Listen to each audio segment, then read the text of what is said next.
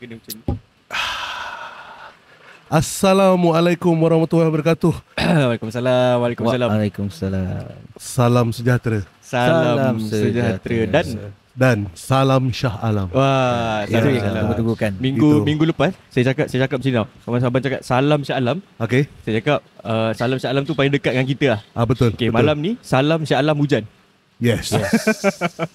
Pertama kalinya kita rekod podcast kita dalam keadaan hujan. Betul. So kita tak tahu output audio kali ni macam mana. Tapi rasanya tim teknikal kononnya. Padahal Wow. sendiri yang Padahal kita sendiri. kita sendiri yang tu kan. Kita tak tahulah apa output tu. So kita minta maaf lah kalau suara kita kurang jelas. Betul. Okey, tapi apakan daya, kita hanya seorang manusia, Dan Marhain. marhain, Marhain. penduduk, rakyat, orang biasa. Betul. So kita jalan lah seadanya. Okey. Oh, Silakan teruskan. So selamat datang ke episod yang keempat podcast Marhain. Dah Yes. empat. Sekejap Dah je. empat, Tiba-tiba dah sekejap. 4 dah. Dah Sekejap empat. apa? Betul lah, empat. Empat. Oh, pada hari ni kita juga akan membincangkan dalam podcast kita bagaimana kita nak berniaga, nak tambah pendapatan. Wah, tambah pendapatan Yes. Biasa kita cerita orang je nak berniaga. Kali ni kita nak berniaga Betul.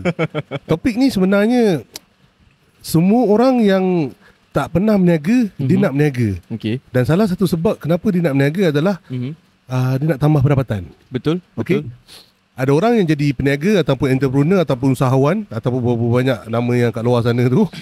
Dia nak jadi itu sebab dia nak jadi itu sebab sebab dia boleh jadi, macam nak cakap alah, tiba-tiba terkadul pula kat sini. Tiba-tiba hilang, hanyut pula tiba-tiba kan. Tiba sebab hujan. Hujan, Sebab sejuk. hujan. Sejuk, kan? Sejuk memang betul sekarang sejuk. Saya menggigil walaupun ada lemak banyak kan. Okey. Ada yang nak jadi usahawan ni, dia ni sebab memang minat Okey, nak betul. jadi usahawan sejak daripada kecil lagi. Dan ada pula nak jadi usahawan sebab keadaan. Betul. Dia ada kerja hakiki dan nak tambah pendapatan dan dia rasa pendapatan dia tak cukup Betul. dan dia nak achieve something dan dia akan jadi usahawan lah. Dan dia jadi part time lah. So usahawan ni Faham. saya rasa ada dua jenis. Okey. Satu usahawan part time, satu usahawan full time.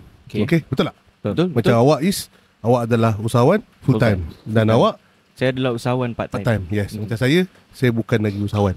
Okay. Yes. So bila berkata usahawan ni, saya sebenarnya nak buat satu tajuk je lah. Okey. Saya nak berniaga ayam. Nak berniaga ayam. Saya nak berniaga ayam. Okey. Dan macam mana saya nak berniaga ayam menjadi usahawan ayam.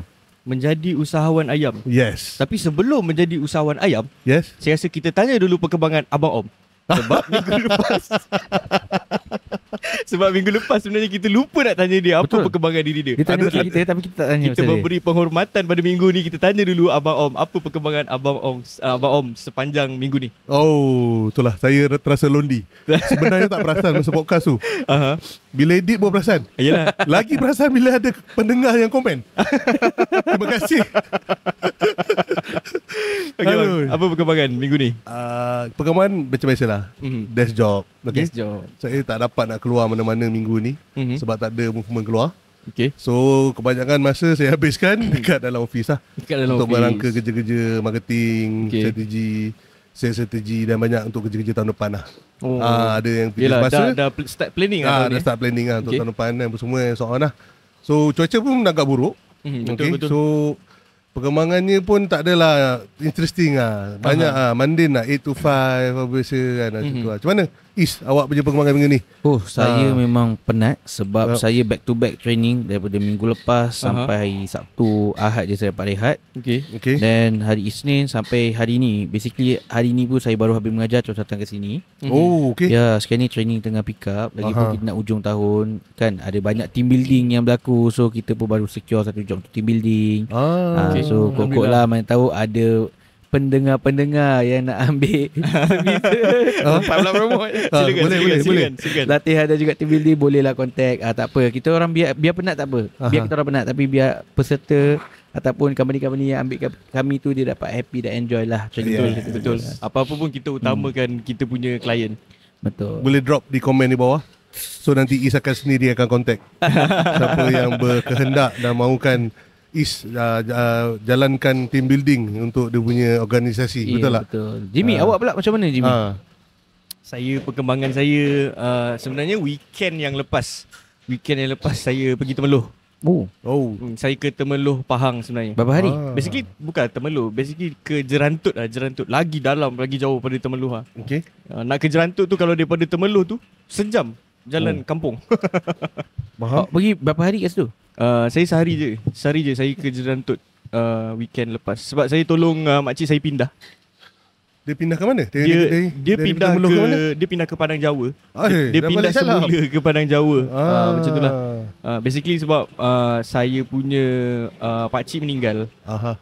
Jadi dia pun dekat sana dengan anak-anak buat keputusan untuk pindah balik ke Padang Jawa lah. Di sini mungkin lagi senang nak cek kerja dan sebagainya. Jadi family pun dekat, nak tolong apa-apa pun senang. Itulah saya pun dengan kesempatan ni nak mengucapkan salam takziah alami atas kepergian pakcik awak. Terima kasih. Ya, saya pun samalah. Kita di podcast Marahin mengucapkan salam takziah lah kepada pakcik awak yang telah meninggalkan dunia ni, dan semoga rohnya dicucuri rahmat. Okey, kita ambil sejenak lah untuk bacakan Al-Fatihah kepada pakcik awak.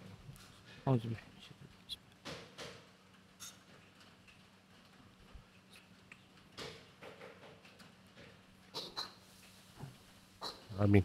Okey. Okey, so kita kembali kepada kita punya perkara pokok. Yes. Teruskan dengan tajuk kita. Sebelum pokok tu, kita pergi ranting kejap. Pergi ranting. Untuk pengetahuan semua, hari ni memang hujan lebat dekat Shah Alam. Betul. Dan kebanyakan yang melihat pendengar dan penonton ni pun orang Shah Alam memang tahulah. Pada hari ni memang hujan. Betul. Okey. Sebenarnya dah berterusan kan? Dah berterusan, dah banjir. Dan banjir. Dekat- Oh, ada banjir kat kilat, mana? Ada banjir kilat di sekitar kawasan. Saya tadi baru hello kawan saya. Okey. Dia kata traffic light C9 kabarnya banjir naik. Dan ini traffic light C9 banjir. Lepas tu terowong dekat U2 Taman Cahaya Shah Alam pun banjir. U12 Siti Alam U12. U12 Siti Alam dekat U-turn tu yang dekat daripada NSK. Meru ke? Okey, alright. NSK tu pun tenggelam sebab banjir situ kilat pun dah. tenggelam Yalah, situ banjir kilat rendah dah. kan dekat corner tu kan. Cuma saya nak puji lah. Dekat podcast Marahin ni tak adalah kita nak kata kita ni palatau dan selalu hentam PBT dan kerajaan dan pihak berwajib je. Tapi betul. saya nak puji satu tindakan pantas pihak MBC lah. Sebab dia punya squad pantas dia dengan 4 wheel yang dah jack, berjaya dah potong pokok-pokok yang dah tumbang. Oh, memang pantas. Yes, Saya rasa patut diberikan pujian lah. Jadi tadi kita tepuk tangan sikit. Tepuk tangan. Syabas lah kepada pihak berwajib PBT MBC yang berjaya itulah. Dan kita harap hujan yang berterusan ni tak akan mengakibatkan banjir besar berlaku seperti yang podcast sebelum ni kita Betul. bincang. Itu yang paling kita risaukan Risaukan, sebenarnya. Yes, Dah yes. memang musim terkujur sekarang kan. Yes. Dan ditambahkan lagi dengan faktor El Nino, dengan ditambahkan lagi sistem peparitan, kita yang tak berapa cemerlang. Kadang-kadang bukan salah kerajaan, kadang-kadang salah penduduk tu sendiri. Betul. Sampah semua kalau ada kereta yang tak nak pakai, dalam longkang juga dia nak dia buang. Itu belum rangka motor yang curi. Betul, belum lagi benda-benda panas. Betul. Sampah sarap tu saya cerita lah. Ya, betul. Betul. So itulah. Boleh saya bercelah sikit? Saya Boleh. ada update sikit pasal Indonesia kita. Indonesia Kita. Semalam saya tengok story kawan saya yang tinggal di Jakarta. I mean like di Bogor tak silap saya. Okay. Near Jakarta lah. Dalam sejam daripada Jakarta. Dan Alhamdulillah dah start hujan. Alhamdulillah dah start hujan di Jakarta. Betul. Di podcast sebelum ni kita cakap dekat sana darurat kering, kemarau betul, kan. Kemarau betul. kan. Semalam diorang ada a few kawan-kawan saya di Indonesia update story dan dah hujan. So Alhamdulillah. saya reply story alhamdulillah and so forth. Kita kat sini ni hari-hari hujan. Dekat sana tu susah kan nak dapat hujan. Sebenarnya hujan ni bukanlah nak kata cuaca buruk sebenarnya. Dia sebenarnya air kan turun dan air tu pula untuk kita punya bekalan air juga kan. Betul. So kalau dalam musim kemarau hujan tak turun memanglah seronok nak buat aktiviti. Betul. Tapi end up kita punya empangan, kita punya takungan reserve air kering. Betul. Dah nak minum air pun nanti susah. Betul tak? Betul lah. Sesimple as that lah. Tapi saya rasa order tu je. lah. Macam-macam dalam dunia ni. Kalau bersederhana tu bagus kan. Betul. Maksudnya hujan pun bagus, bila kita panas pun bagus. Betul, tapi betul. dalam kadar sederhana lah. Betul. Cuma benda tu kita tak boleh kawal. Jadi yelah, macam kita minum air manis pun bukan tak bagus. Betul. Boleh je minum, tapi tak boleh berlebihan. Gitulah kan. Betul. Okey. Itulah. Saya dah tobat dah minum air manis. Lepas ni dah tak minum lah. Tapi dah jujur awal ni kat bang. Dah jawab dah kan. Masa set up Bungkus pula tu. bungkus dah tu kan. Supaya dia senang cair. Ais tu yang buatkan dia tak manis. Okey, kita balik kepada perkara pokok. pada pokok kita dah macam mana. Kita di podcast hari ni kita nak memberi manfaat. Betul. Bukan nak tunjukkan apa yang kita orang tahu dan apa wadah pemikiran kita orang ni. Sebenarnya kita nak gitu. Nak bagi manfaat kepada para pendengar. Betul. Contohnya kepada pekerja yang pekerja kerajaan, pekerja swasta, tiba-tiba dia nak tambah pendapatan. Okey. Dan nak menjadi peniaga. Bagaimanakah caranya? So dalam konteks ni saya teringat saya nak meniaga ayam. Meniaga ayam Yes, meniaga ayam. Ayam mentah ke ayam? Okey. Idea gila dia. Idea gila dia sebenarnya. Saya nak jual ayam mentah kiri, belah kanan ayam goreng macam Uncle Bob. Oh. Yeah. Siapa dua-dua? Sebab ayam kan tengah trending. Saya setuju. Tapi trending sebab subsidi dipotong kan. Yes. So orang kata kalau ada alalang nak berniaga ni, kita cek barang trending. Betul. So kita menyelam sikit. So bukan menyelam kita ambil nak kata menangguk di air keruh pun bukan juga. So saya nak tanyalah kepada sahabat-sahabat saya bermula dengan Jimmy Kalau lah saya nak meniaga dan juga ni sekadar konteks untuk sekadar contoh untuk para pendengar. Kata dia nak meniaga ayam macam saya nak meniaga ayam. Adakah saya nak mulakan perniagaan saya dengan offline ataupun online? Okey. Kepada para pendengar yang tak tahu, offline ni adalah kedai fizikal. Manakala online ni maknanya di atas talian lah. E-commerce ke apa semua so on. Dan Bukalapak macam episod kita yang pertama yang kita ada bincangkan. So saya tanya pada Jimmy dulu Persoalan pertama, adakah saya nak buat online ataupun offline? Kalau nak berniaga ayam, online atau offline? Yes. Saya rasa pendapat saya adalah offline. Kenapa? Sebab kalau kita berniaga ayam online ni mungkin susah. Mungkin ayam tu kena di-frozen kan. So abang tak boleh jual ayam fresh tu online. Kalau abang nak jual ayam fresh, kena offline lah. Kena ada physical store, ada kedai fizikal, ada premis perniagaan. Jadi lagi mudah kalau nak jual ayam. Ayam dah siap potong macam tu lah. Dan yang dah siap? Yang dah siap masak? Yang dah siap masak pun saya rasa perlu kan physical store juga untuk jual. Macam tu. So, even sekarang kita ada a lot of platform yang kita boleh jual. Kita boleh masuk dalam Grab. Kita tak perlu ada physical store pun. Kita buat home base pun boleh. Betul. Masukkan dalam Grab, masukkan dalam Foodpanda, dalam apa lagi? Misi Rakyat. Jadi tapi saya rasa perlu juga ada physical store. Sebab sebenarnya kalau gunakan platform online ni nak jual ayam goreng ni, dia hanya membantu kepada sale. Tapi abang kena cari juga sale sendiri di kedai offline abang tu. So maknanya saya kena buka kedai online? Offline. Dan menggunakan online sebagai tools untuk mengembangkan lagi. Marketkan lagi apa tu. Betul. Saya tak nak ulas lagi benda tu. Kalau adakah awak nak ulas ataupun awak nak tu offline atau online dahulu? Persoalan ni. Saya pun berbagi sebenarnya. Berbagi. Sebab saya rasa ada keperluan untuk offline. Tapi dalam waktu yang sama, benda tu actually bila dia sewa tempat, tak kisahlah kan, unless dia buka gerai tepi jalan lah. So benda tu sebenarnya membebankan satu kos yang besar. Nak sewa kedai pun dah berapa dah kan sekarang.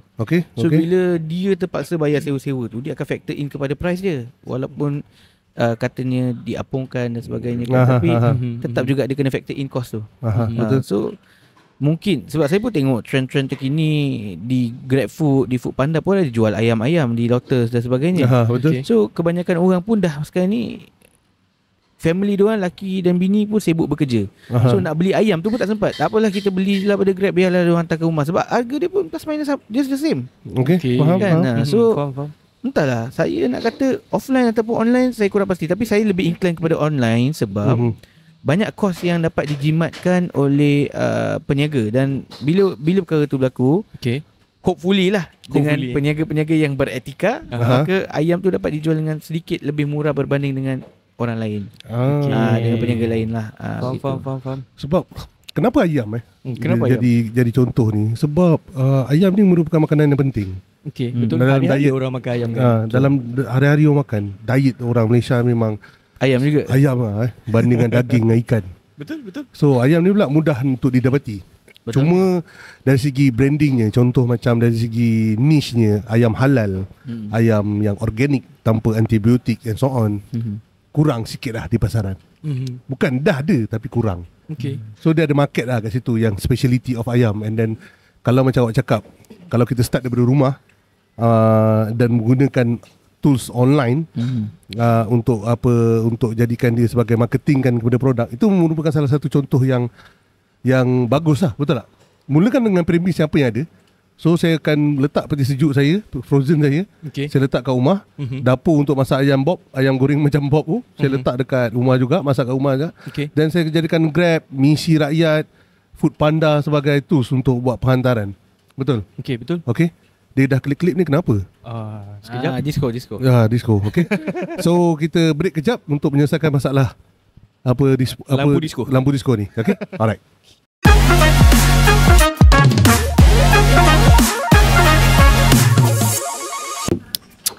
Assalamualaikum, dan kita kembali ke podcast Marhain yang tak ada lampu. Tak kenapa lampu buat masalah. Biasalah bang, technical kan kita Marhain kan. Yes. Pakai apa yang ada. Jadi kalau ada siapa-siapa nak sponsor lampu, boleh. Komen di bawah. Lampu yang ada ni entah kenapa hari ni dia buat perangai. Saya rasa sebab hujan lampu ni sejuk. Mungkin. Selalu lampu panas. Oh, lampu panas Yes. Maafkan saya. Tapi tak apalah. Kembali kepada perkara pokok. Perkara pokoknya tadi saya tanya abang. Yes. Kalau nak berniaga ayam, mesti perlukan capital atau modal. So apa pandangan abang? Pandangan saya macam ni. Modal ada dua pendapat lah. Pendapat pertama, dia ada modal. Pendapat yang kedua adalah dia tak ada modal lagi. Dan bila pendapat pertama ni pula ada pecah lagi dua pendapat. Modal ada dan cukup, modal dia tak cukup. Betul juga. So katakanlah dalam isu ni saya tak ada modal. Tapi saya minat nak berniaga ayam. So macam mana Is pasal modal ni Is? Saya pun sebenarnya, yelah, dengan keadaan ekonomi sekarang kan, saya pun sebenarnya pinjam 100 dulu. Tak muat tu nak berniaga ayam. Tak, saya pinjam buat benda lain. Dah rolling benda lain. masuk lesen. Mana tahu dia buat. Betul kau. Jangan ni. So basically cari modal ni bagi saya adalah beberapa cara kan. Pertama, mungkin bagi mereka yang tengah kerja, ada simpanan-simpanan yang boleh dikeluarkan untuk jadikan modal. Ada juga yang mendapat bonus boleh jadikan sebagai modal. Dan mungkin ada juga geran-geran kat luar sana untuk dijadikan sebagai modal. Kan, cumanya of course lah kita kena cari peluang lah. Buat masa sekarang ni saya tak berapa nak tahulah tentang apa geran yang ada. Tapi mungkin ada antara kita yang tahu geran apa yang ada untuk sekarang untuk peniaga-peniaga di luar sana. Untuk mendapatkan tambahan modal, ataupun kalau untuk bagi mereka yang belum meniaga dapatkan modal. Sebab for now kita pun dah dah dekat dengan pengakhiran tahun. So memang saya sekarang ni memang blur, memang tak tahu apa geran yang ada kan. Tapi mungkin kalau Abang Om ataupun Jimmy ada terjumpa dengan geran-geran yang kita boleh kongsikan dengan kita punya pendengar-pendengar podcast, maybe boleh kongsikan, betul tak? Tapi dia ada dua benda beza kan. Satu, kemudahan pinjaman dan juga geran. Betul. Kemudahan pinjaman ni ramai orang nak lah. Dan contohnya macam PTPN, bukan PTPN, SME Bank, betul. Tekun. Memang memberi facilities untuk pinjaman. Tapi bila geran ni siapa yang selalu keluarkan geran ni? Kebiasaannya adalah institusi kerajaan lah, tak kisah melalui agensi-agensi yang dah ditetapkan. Cumanya penggunaan dia adalah berbeza lah. Di mana geran ni kebiasaannya kita tak perlu bayar semula. Manakala kemudahan pinjaman, whatever happens, kita tetap kena bayar balik. Jadi sebenarnya saya nampak kebanyakan usahawan-usahawan ataupun orang yang baru nak mula berniaga, kesalahan dia bukanlah kesalahan sebenarnya, adalah yelah kita pun tak tahu rezeki kita kan. Tapi kalau boleh elakkan fasiliti pinjaman untuk memulakan perniagaan. Kalau geran tu okey lagi, at least tak kena bayar. Apa orang kata, in case apa-apa tak jadilah. Tapi sebab apa? Sebab saya pun tanya, kenapa tak boleh buat pinjaman bila nak buat startup? Sebab macam ni, kemudahan pinjaman adalah lebih efektif digunakan sekiranya kita nak membesarkan sesuatu bisnes yang dah ada model bisnes yang berjaya. So kita dapat multiply duit tu. Bisnes tu dah run. Betul. Sebab ni macam ni, bila kita pinjam, bulan depan akan kena bayar balik. Betul. So kalau kita baru start, kita boleh jamin ke bulan depan tu boleh dapat duit untuk cover balik. Betul. Sebab dengan keadaan sekarang ni, bukan susah untuk orang membeli, tapi pembeli memilih untuk membeli kat mana. Kan? Dia memang penuh dengan cabaran lah. Betul, sangat penuh dengan cabaran. Jadi that's why lah, kalau kita lihat ramai orang yang dalam keadaan yang sempit, sebab dia memulakan dengan meminjam duit orang. Bukanlah saya kata salah, tapi kalau you betul-betul confident, silakan. Pendapat awak lah. Pendapat awak memang view awak. Kalau ada startup baru nak mulakan perniagaan, kita jangan start dengan buat pinjaman.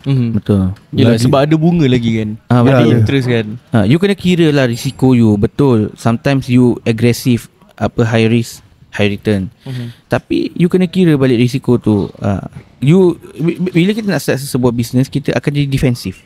Defensif tu macam mana? Maksudnya kita akan jadi macam, yelah, sebab kita akan rasakan idea kita je paling gempak. Kita akan rasakan macam, bisnes aku confirm berjaya. Awak pilih idea ayam saya ke?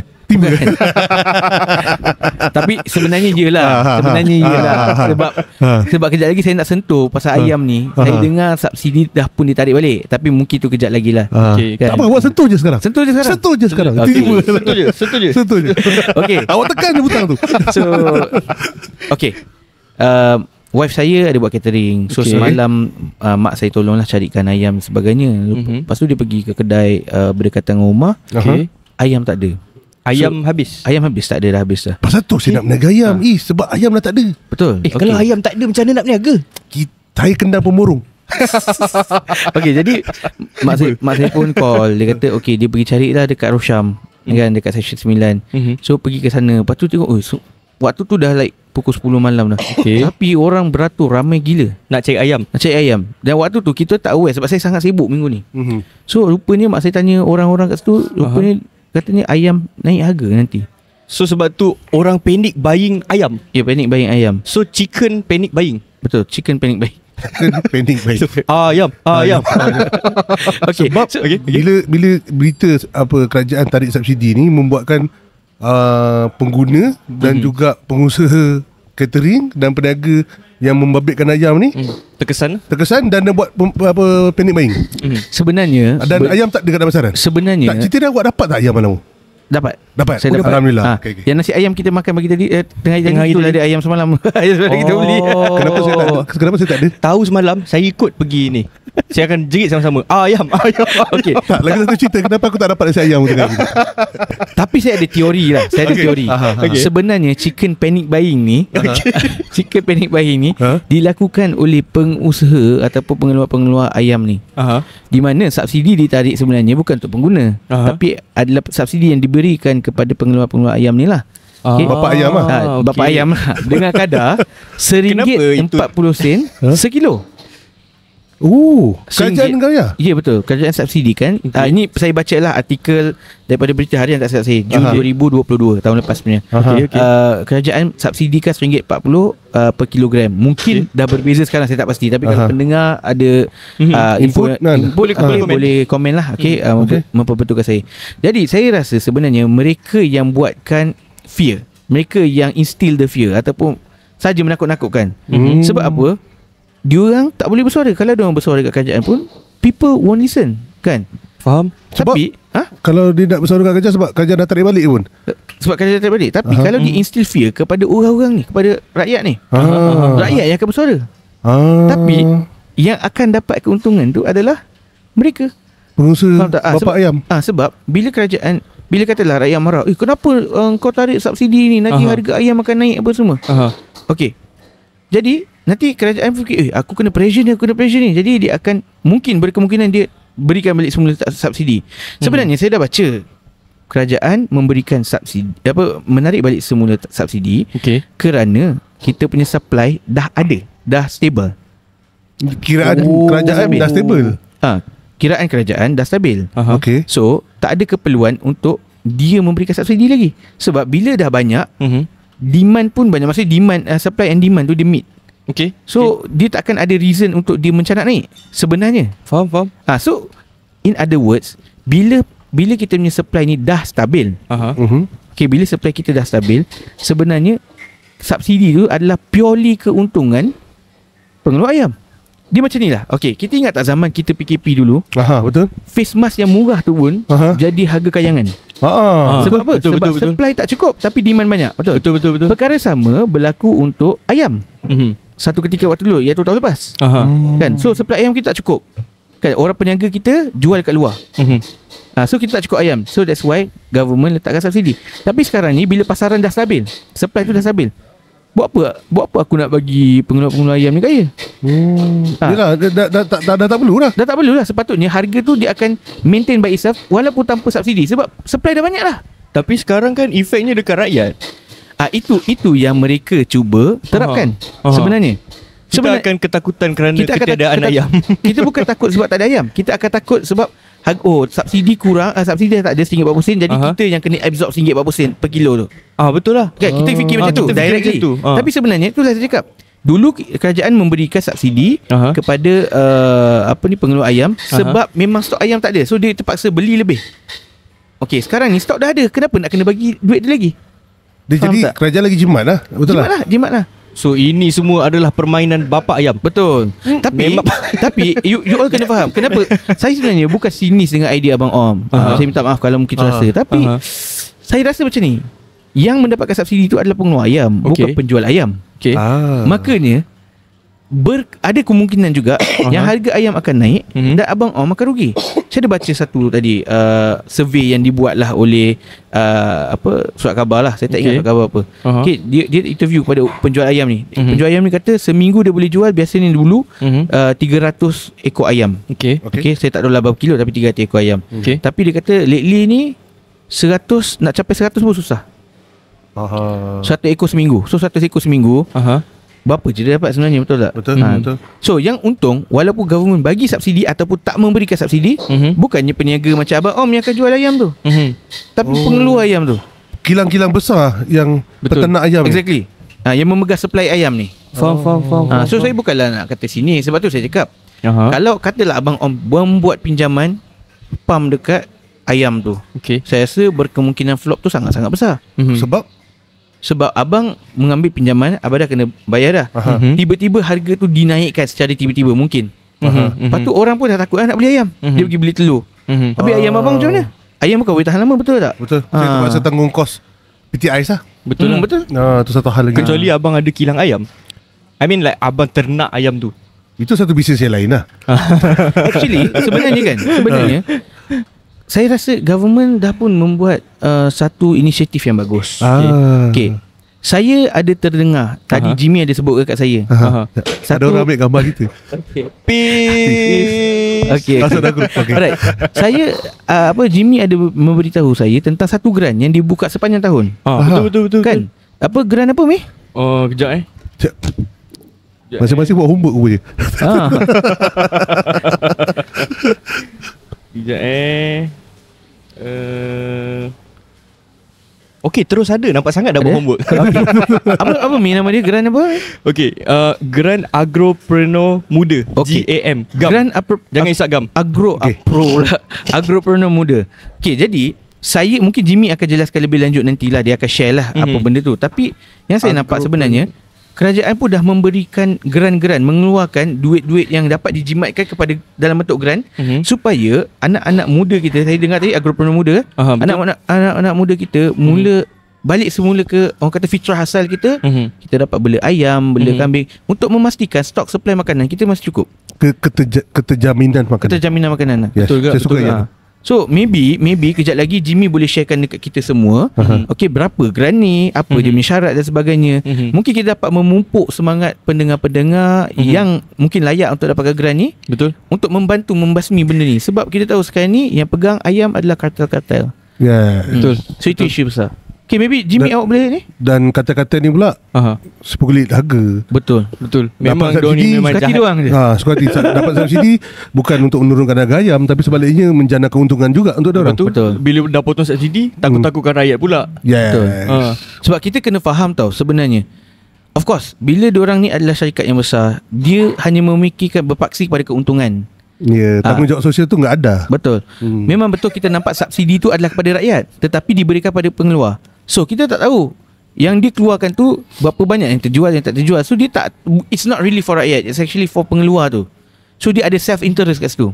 Dan saya nampak, saya terpaksa saya terpaksa memujilah kerajaan sekarang, inisiatif dia, kerana apa yang dia buat ni bagi saya adalah satu tindakan yang betul. Bagi saya lah personally. Mula saya dengar pun saya nak hentam, tapi bila saya baca balik, saya do my study, actually okay, it is actually under a good reason lah. Sebab kenapa nak bagi orang yang dah super besar untuk menengok keuntungan, tapi bertopengkan kepada rakyat. Itu je lah pada saya. Yes. Jimmy, saya berminat untuk mendapatkan Geran agro apa? Agropreneur. Yes. Agropreneur muda. Tapi saya muda tak? Boleh? Okay. Boleh. Apa itu GAP? First geran ni untuk umur 18 hingga 40 tahun sahaja. Yes. Sebab para pendengar, adakah masih 3 series? yes. Bukan pada expired bang? Bukan. Dia sebab kita boleh adjust lah. Boleh je lah. Betul lah.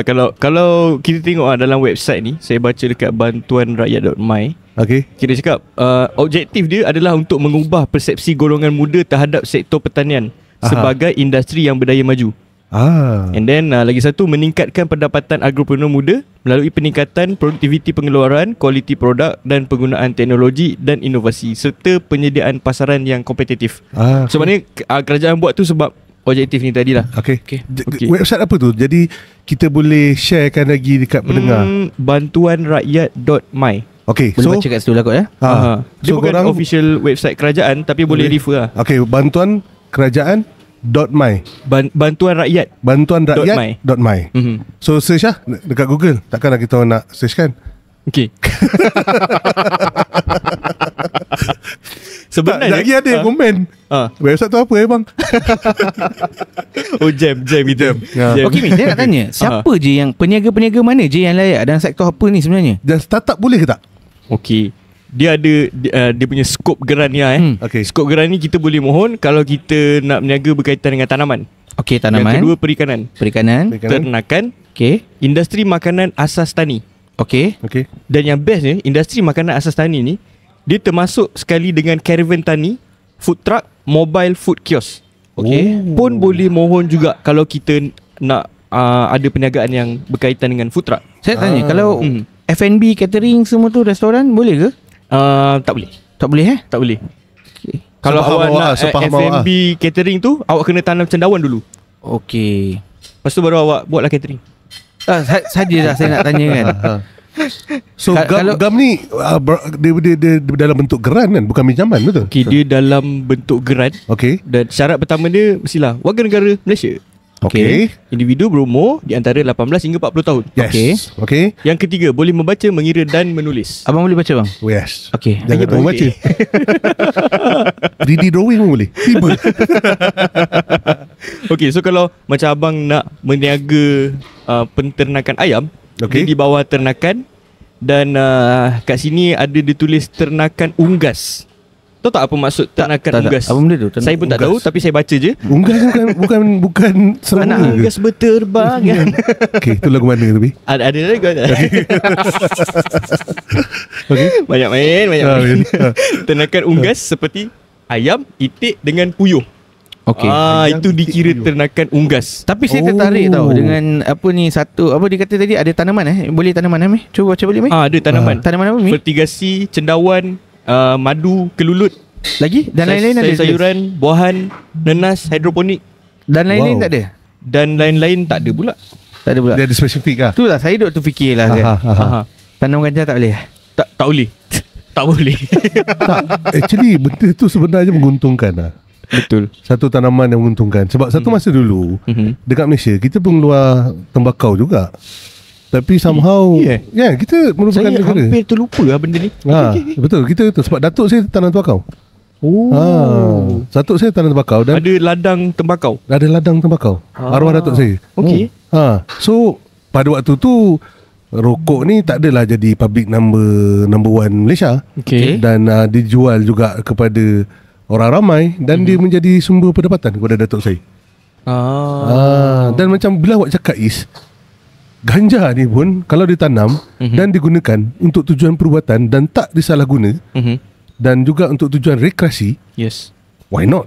Should be no problem, I think. Yes, should be problem, dan dia menjana pendapatan. Betul. Dan penggunaan tanah di negara menjadi lebih optimum. Betul. Cuma kita jangan bawa parlimen vibe. Tak, dia bukan nak bawa parlimen vibe. Tapi that's it lah. Betul lah. Itulah yang rasanya antara peluang perniagaan. Rasanya saya pun ada baca berita tahun lepas yang di mana KKM, Menteri Kementerian Pertanian sedang mengkaji benda ni. Dan juga ada juga isu dekat Thailand di mana penanam-penanam ganja ni dah start mula rugi sebab bila dah boleh tanam ganja untuk perubatan dan tujuan perubatan, semua orang pun dah tanam. Betul. Kalau awak ada ladang durian, siap-siap tebang durian tu, tanam ganja. Kadang-kadang saya nampak ni cerita isu ganja sikit, boleh? Boleh. Okay. Saya nampak macam ni tau. Bila orang sebut ganja, stigma itu adalah buruk dan negatif. Betul? Betul tak? Sebab dia ditakdirkan dalam di bawah undang-undang dadah. Betul. Okay. Saya bukanlah nak kata ini adalah baik dan sebagainya. Tapi jika di Malaysia ada keperluan untuk tanam dan kaji dan buat benda berkaitan dengan perubatan, saya rasa kena ke arah situ. Sebagai alternatif baru. Yes. Saya setuju. Cuma apa yang dikabarkan, mereka masih belum jumpa lagi. Saya tak pastilah, tapi dikabarkan dia belum jumpa significant effect daripada ganja tersebut. Sebab saya yakin bila nak buat sesuatu perkara tu, mestilah diorang dah kaji dahulu kan. So saya berpendapat yang sebenarnya mungkin diorang tak jumpa efek yang sangat-sangat bagus. Bila dia compare pro dengan cons dia, nampak lebih banyak buruk tu. Sebab biasalah orang Malaysia ni kreatif. Kita ni kreatif, kan? Bukan apa, yang kita ni patutnya katalah ketum pula. Dah pula ketum. Katalah ganja ni digunakan untuk perubatan. Tapi orang Malaysia ni hebat. Kita kreatif. Okay, mereka menggunakan untuk hisap rekreasi. So bila dia tengok behavior orang Malaysia ni memang sangat kreatif. So mungkin bila tengok proses sikit je tapi kos lagi banyak, mungkin lah. Saya tak sama juga bila kita tengok lah, contohlah saya dengar cerita lah bila orang minum ketum ni, minum ketum biasa ni elok, contohlah kan. Tapi kata tapi ada juga orang minum ketum dengan ubat batuk lah. So nampak tak, orang Malaysia ni kreatif. Dia boleh bancur lebih pula. Ya betul. Dia boleh cam lah. Dia cam. Aduh hai. Kena Mountain Dew pula. Satu hal lagi. Pernah viral kan sebelum kat TikTok? Pernah. Mountain Dew tu orang cari. Betul. Sebab dia lagi satu lah. Bila kita cakap pasal soal orang nak jadi entrepreneur ni, bila kita cakap saya nak berniaga ayam, nampak macam tipikal sangat, betul tak? Tapi kalau saya nak berniaga ganja, dia macam kreatif. Jual dari ketum. Wow kan. Tapi malangnya ia ni menyalahi undang-undang. Dan saya percayalah pihak kerajaan sedang mengkaji benda ni. Betul. So mungkin sooner or later kita akan tahulah apa hasil kajian dia. Sebab dia pun tengok apa yang jadi kat Thailand, apa yang jadi kat US. Sebab di sana penanaman ganja tu dibenarkan untuk tujuan perubatan dan rekreasi. Kita pula tak boleh bagi rekreasi. Tak boleh. Bahaya. Lebih-lebih dia. Okay, so macam peniaga pula, bila kita nak berniaga, saya sokong lah apa yang Is punya pendapat. Kalau boleh pada pendengar di luar sana, janganlah berniaga dengan memulakan dengan pinjaman. At least you have to crack your head, berfikirlah, berusahalah untuk dapatkan kapital awal, modal awal dulu. Betul. Dan gerakkanlah seadanya. Macam saya, kalau saya tak dapat buka kedai ayam dekat rumah kedai ataupun dekat shopping mall, dekat SCC, tiba-tiba dekat SCC kan, saya buka lah kat rumah. Jual ayam kat SCC. Why not? Menarik. Ayam Malaysia, organik dan halal. Okay, saya tambah sikit lah. Saya tambah sikit yang pasal grant tadi tu. Okay, sebenarnya dia ada syarat tambahan tau. Ada tambahan pula. Ada syarat tambahan. Selain pandai membaca dan mengira dan menulis, itu syarat ketiga. Ini syarat tambahan. Okay. Syarat tambahan dia ada a few, tapi yang saya boleh tekankan adalah syarat tambahan dia tu mesti sudah memulakan perniagaan selama setahun. Baru boleh mohon grant. So maknanya still kena pakai duit kita sendiri untuk mulakan perniagaan. Tapi saya rasa benda tu fair lah Jimmy. Bila kita tengok kan, kalau kita meletakkan kita sebagai investor, kita ni sebagai pelabur, kita nak ke melabur dengan orang yang tak provekan lagi bisnes dia?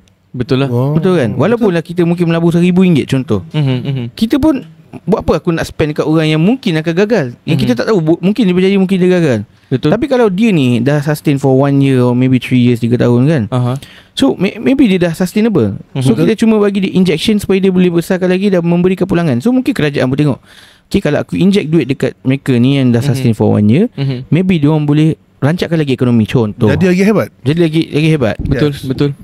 Contohlah. Betul lah. Sebab ramai juga yang tak tahu. Teringin nak jadi businessman, teringin nak jadi businesswoman, nak ada tu. Tapi malangnya kadar, orang kata kadar kegagalan Sangat entrepreneur tinggi. sangat tinggi kan. Betul, Dan betul, saya betul. kena memberitahu kepada pendengar-pendengar sekalian, Yes. bahawa kalau you all adalah pejuang-pejuang work-life balance, Okay. Okay. Work-life balance. Work-life balance. Okay. pejuang-pejuang majikan aku jahat, Okay. Ada juga apa suka berjuang tu? pejuang-pejuang aku adalah pekerja yang top tapi diabaikan. Okay. Tersakiti. Sila tersakiti. Sila jangan meniaga. Okay. Sila jangan meniaga. Sebab Business is very business sangat-sangat tough. tough. Dan kalau sekarang ni you dapat gaji besar, you kata bos you jahat, Okay. you cuba berhenti, cuba buat sendiri. You tak, bukanlah nak kata you tak boleh buat, kan, tapi berkemungkinan besar you akan gagal. Yelah, baru you buat sendiri, baru you tahu rasa susah ke Betul. senang. Yes. Betul. Dan work-life balance, kalau you meniaga, you ingat, okay, work-life balance ni aku ada time untuk diri aku. Tapi sebenarnya work-life balance yang kau dapat daripada kerja, 9 sampai 5 je kau kerja, lepas tu kau dah tak kerja, ataupun bos kau kacau kau sikit pun, oi bos aku dia aku kena bayar overtime. Meniaga awak 24/7. Yang ni nanti buat highlight tau. Okay. Yang Okay. 24/7 maksudnya tengah malam awak kena fikir, macam mana bisnes aku ni, aku Besok nak bayar pagi. staff. Betul. Besok pagi berjalan. Disiplin orang yang kerja makan gaji dengan orang yang berniaga sendiri kan different. Yes. Saya bukan tak nak encourage people, tak nak empower people untuk berniaga. Okay. Sebab saya pernah lakukan kesilapan tersebut. Saya empower saudara mara, dan end up dia berhenti kerja, dia berniaga, dia gagal. Saya rasa bersalah hingga hari ni. Saya rasa bersalah ini. Sebab patutnya aku tak payah empower. Dia dapat gaji okey, dapat 3,000 4,000 sebulan. Faham, Kan? faham.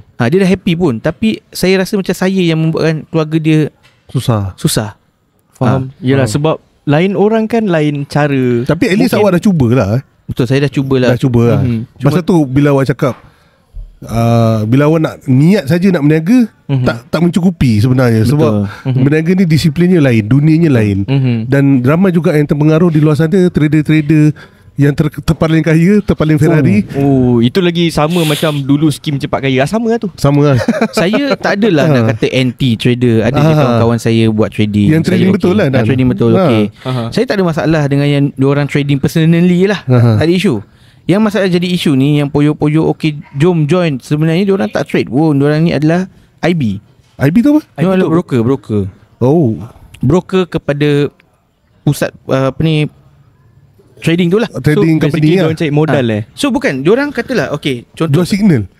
dia akan jual signal, dia akan jual akademi, dia awak belajar dengan dia, lepas tu dia akan bagi awak signal-signal. Sebenarnya bila awak deposit duit, dia orang dapat duit dah pun. Dah ada commission lah Kalau sometimes kalau you rugi pun, Ha? that's not my problem, I dapat duit. Tapi itu macam MLM. Lebih kurang. So bayangkan, katalah sekarang ni, katalah saya kaya. Okey? Katalah saya kaya. Saya tak payah susah-susah cek duit, saya cuma tunjuk, aku ada GTR, contohlah. Saya tak ada GTR, tapi okay, aku ada GTR, aku dapat daripada trading. Padahal saya tak trade pun. Lepas tu sebab abang kenal saya, abang rapat dengan saya. Okay, Jimmy pun rapat dengan saya. Okay, aku kata, macam mana awak dapat duit ni? Saya forex ni, trading.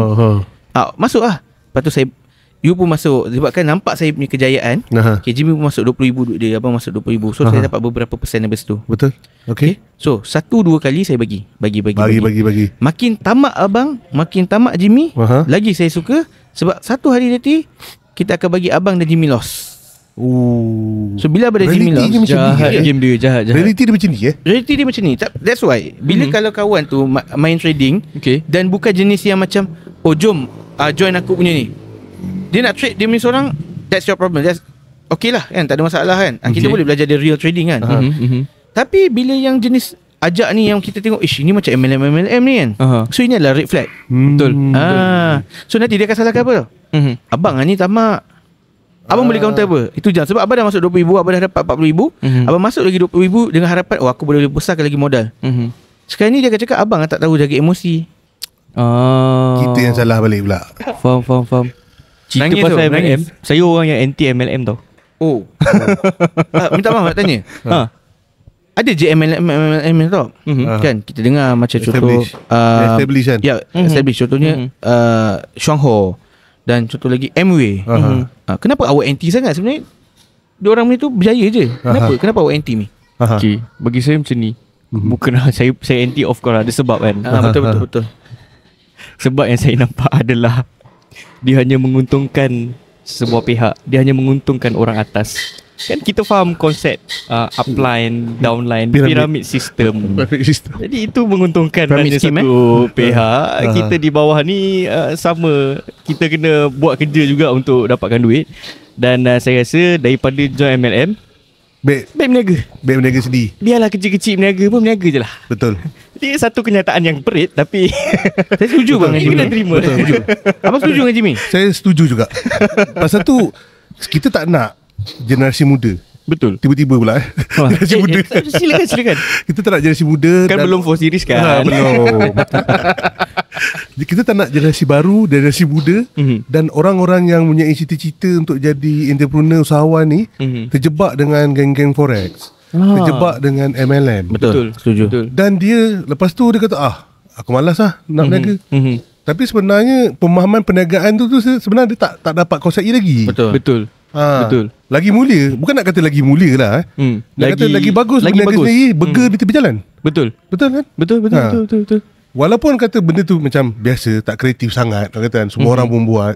Tapi at least you tahu market tu apa yang you buat dan you berdiri dengan tulang 4 kerat you. Betul. Kan? Betul lah. And then the industry pun industri yang betul. Industri yang diiktiraf oleh semua orang. Betul. Itu yang paling penting. Bukan industri yang grey-grey yang ni industri apa sebenarnya kan? Kalau kita meniaga burger tepi jalan kan, sebenarnya kita lagi banyak belajar daripada kita masuk benda-benda MLM ni. Dan sebenarnya betul, saya setuju dengan apa Jimmy cakap. Dan saya rasalah, saya just lontarkan pendapat saya.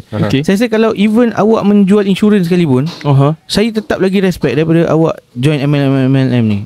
Betul. Setuju. Susah tau nak jual insurans. Saya respect orang jual insurans. Dia jual benda yang tak nampak kan. Tapi Mi, jangan tak ambil peduli. MLM ni diiktiraf juga oleh kerajaan. Betul. Betul lah. Dan diiktiraf juga sebagai salah satu sektor ekonomi jugalah. Tak sebesar pasaran F&B, industri insurans contohnya kan. So kalau boleh lah, hujung pangkal elak. Memang dia kata diiktiraf oleh kerajaan, ada nombor MLM, ada semua kan. Dia sebenarnya mungkin lah kita lagi-lagi lihat forex lah. Sebab saya ada Betul. Saya ada saudara dulu yang baru kena VSS oleh MAS. Lepas tu duit VSS tu rentung main forex. Kesiannya 100k rentung. Dan dia terpaksa bawa Grab sekarang. perit. Allah. Yes. Tapi itulah bang, saya rasa kita mungkin kena tengoklah kalau MLM tu macam mana kan. Kalau Kowi pun saya rasa dia pun menggunakan pyramid scheme. Tapi ya betul, sebenarnya kan Kowi pun nampak macam MLM. Betul, dia nampak lah. Kita pun tak tahu dia punya scheme macam mana kan. Tapi at the end of the day, sebenarnya kita tengok pada produk tu. Kalau produk tu macam contoh insurance pun ada juga yang buat yang apply dia dapat duit lebih, overriding dan sebagainya. Tapi kena faham, insurance ni memang diperlukan oleh rakyat. Cuma the matter of kita ni mampu ke tak mampu untuk membeli insurans tu. Betul. Dia sangat membantu kita. Sebab monthly kena bayar. Betul. Tapi berbeza dengan kopi-kopi ataupun apa-apa produk lain dekat luar sana. Contohnya lah bagi saya lah, Amway adalah nama yang terkenal. Dari US. Daripada US. Bagus suplemen tu. Tapi adakah benda tu sangat diperlukan oleh orang? Wajib diperlukan oleh orang? Adakah dia dapat membantu kita? Yelah, benda tu kalau saya jadi kehendak. Betul. Bukan keperluan. Saya bukan against geng-geng Amway ataupun Shuangho. Shuangho saya tak pernah dengar Shuangho sebab wife saya dia suka minum kopi tu. Saya pun suka minum kopi tu. Tapi bukanlah pada tahap saya nak follow dia punya MLM ni. Scheme. So bagi saya simple je. You nak consume, you consume. Tapi sebenarnya tanpa kopi tu pun saya boleh hidup. Betul. Tapi kalau contoh insurance is another different story. Saya tak buat insurance, saya bukan agent insurance. Tapi saya bagi tahu, kalau insurance tu kita ambil, katalah apa-apa jadi kat kita, kita masih boleh kita masih boleh claim. Ada perlindungan. So benda tu sebenarnya memang sangat diperlukan, cuma kita tak ada duit. Tapi produk-produk yang lain ni kita tak perlukan pun suplemen. Kalau kita tak makan pun tak mati. Kan? Kita tak akan rugi kalau tak ambil. Saya suka ayat awak. Kalau tak makan tak mati. Tapi kalau tak makan ayam boleh mati. Betul. Ayam lagi. Tapi betul lah. Betul. Dia kan jadi satu kehendak, bukan keperluan. Betul. And then lagi satu, kalau nak cerita suplemen dengan insurans nyawa tadi, mana lagi penting? Insurans nyawa. Obviously insurans. Ada perlindungan tambahan kepada kita punya spouse, kita punya isteri kalau kita dah tak ada. Dan juga kepada ahli keluarga, ada hibah dan tapi persoalan dia, apa dia? Saya bukan jual insurans. Awak jual insurans ni? Tak. Abang jual insurans? Tak. Saya nak jual ayam. Kita bukan nak protect insurans. Cuma kita membezakan mungkin geng-geng MLM, contohnya MW ataupun Shongho akan datang kita, marah kita. Tak adalah produk kau bagus. Ya, produk kau bagus, kau menang, tak apa. Kau menang, kau ambil. Tak dinafikan. Produk dia ada tested. Bagus, produk dia bagus. Tapi nak kata wajib di-consume, tidak. So maybe dia orang boleh tengok. Sebab saya tengok waktu saya belajar lah di universiti dulu kan. Banyak kawan-kawan yang so-called entrepreneur nak jadi usahawan ni, tapi dia join MLM. Sebenarnya dia orang tak mi, sebab dia ada potensi. You antara orang yang paling targeted. Senang kena kencing. Betul. Saya kesian sebab apa? Dia orang ada semangat. Dan semangat tu kita tahu for the early stage je.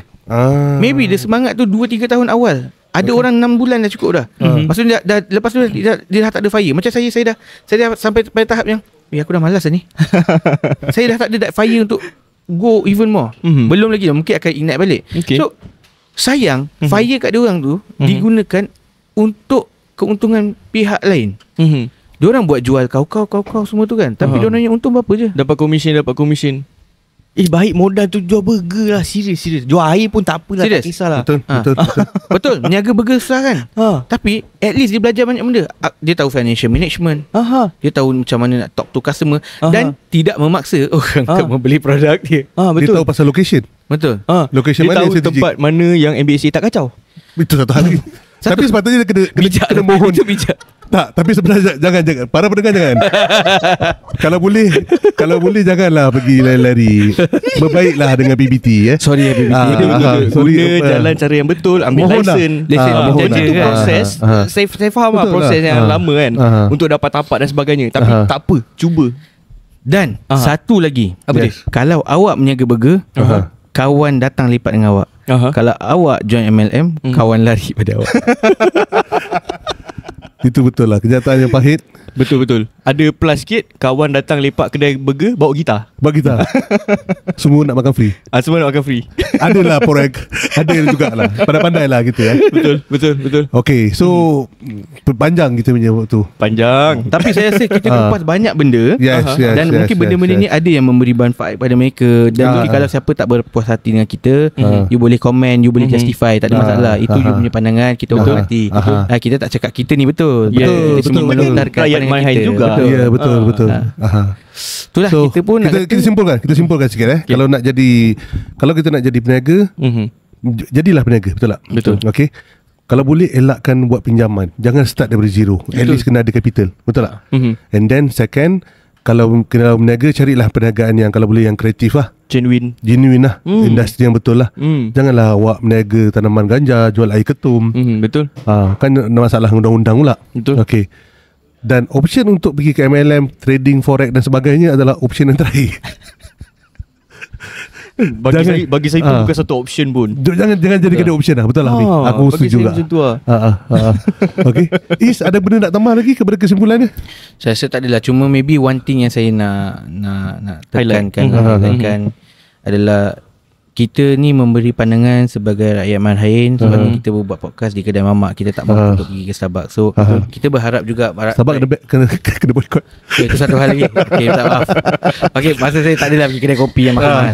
Tapi saya nak highlightkan kat sini adalah kami bercakap pada apa kemampuan kami lah. Kita kita bukan mengelakkan you untuk buat apa yang you nak, tapi kita masing-masing ada pengalaman dalam bidang masing-masing. Kita dah tengok sahabat-sahabat saudara kan. Ramai orang yang jatuh kecundang. So itu je lah daripada saya. Maybe pandai-pandailah diorang kan nak fikir macam mana. Okay. Betul tak? So saya tak ada apa lah. Saya ada nak tambah sikit je. Sebenarnya kalau kita nak start berniaga kan, kalau saya, ini my personal opinion, is kita cuba buat apa yang kita mampu buat dulu. Kalau kita mampu jual burger, kita jual lah burger dulu. Betul. Walaupun saya mungkin kawan-kawan ada bercita-cita nak ke satu perniagaan yang besar, tapi kita tanya balik diri kita, adakah kita mampu? Kalau kita tak mampu, kita mungkin tak cukup knowledge, kita tak cukup pengalaman dan sebagainya. Tak apa, start small. Start small. I like asalkan kita start. Kalau kita sembang kat kedai kopi tak start, tak guna juga. So first step tu penting bagi saya. Buat dulu apa yang kita mampu. Okay. Cantik ayat tu ni. Cantik ayat tu is. Kita di Podcast Marhain, insya-Allah kita memang sentiasa mahu memberi manfaat kepada para pendengar.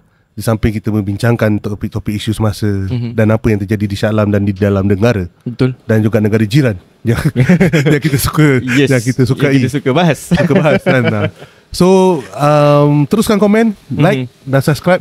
Betul. Dan kepada para pendengar yang dah komen, terima kasih. Kita pada podcast kali ni tak sempat nak nak baca. Tak sempat nak baca komen. Tak sempat nak baca komen dah. Rasa sebab masa pun tak mengizinkan kita. Nanti orang menyampah sebab kita cakap lama sangat. Okay. So saya juga kita nak shout out kepada podcast Aneh yang dah masuk ke episode pertama. Podcast Sembang Aneh. Terima kasih. Terima kasih. Okay, so siapa boleh cari kat dalam YouTube podcast Aneh, dan saya akan letak kat atas. Atas. Dan insyaAllah kita akan kick off podcast Angker. Wah, itu pun saya tak sabar juga tu nak launch tu. Tapi maybe yang tu kita kena record semula kat bang. Yes. Kita sebenarnya dah record Angker. Betul. Tapi kita rasa kita kena record balik. Seram sangat sebab dia terlalu angker. So kita terima kasih lah kepada para pendengar yang menunggu, yang mendengar sampai ke saat ini. Okay, dan Assalamualaikum. Teruskan menyokong. Betul. Teruskan menyokong kita. Okay, bye. Assalamualaikum. Dan jumpa lagi.